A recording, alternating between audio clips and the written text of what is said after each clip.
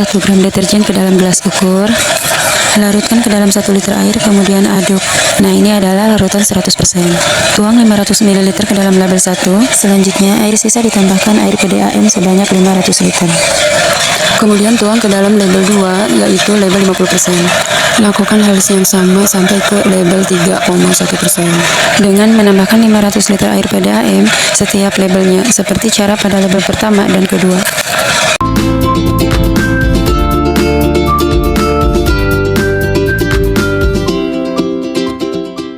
Selanjutnya adalah yang terakhir, yaitu label kontrol.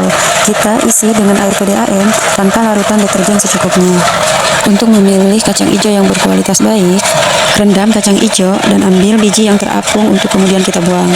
Ambil 10 biji kacang hijau, lalu kemudian tuang ke dalam masing-masing gelas label. Lakukan hal yang sama sampai selesai. Rendam selama 5 menit di masing-masing gelas label. Sambil menunggu kacang direndam, kita masukkan satu persatu tisu ke dalam gelas label. Lakukan sampai ke gelas label terakhir.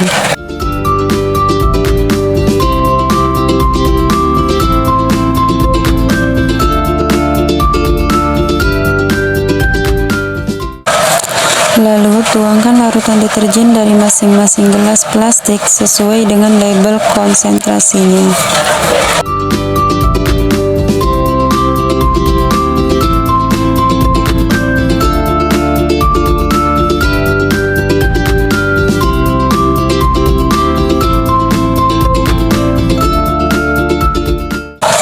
Selanjutnya, letakkan 10 biji kacang hijau yang sudah direndam di atas kapas pada setiap gelas kaca.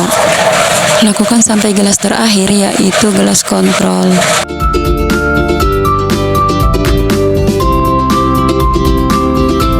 Lalu tata gelas kaca, kemudian tutup dengan kardus agar proses perkecambahan tidak terganggu cahaya. Dan terakhir, amati hasilnya selama 24 sampai 48 jam dan ukur pertumbuhan kecambah dengan penggaris atau mistar.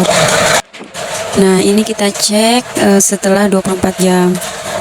Dan ini setelah 48 jam. Jadi, percobaan pengaruh deterjen terhadap tumbuhan perkecambahan yang saya lakukan dapat disimpulkan bahwa pertumbuhan kecambah kacang hijau menurun seiring meningkatnya konsentrasi deterjen. Pada konsentrasi tinggi 100% dan 50%, pertumbuhan hampir berhenti di bawah 0,5 cm.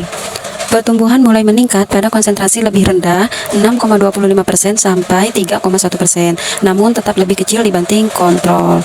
Kecambah tanpa deterjen atau kontrol menunjukkan pertumbuhan tertinggi sekitar 5,0 sampai 5,5 cm. Jadi kesimpulannya yaitu bahwa deterjen bersifat toksik bagi pertumbuhan kecambah kacang hijau, dan semakin tinggi konsentrasinya semakin besar penghambat terhadap proses perkecambahan.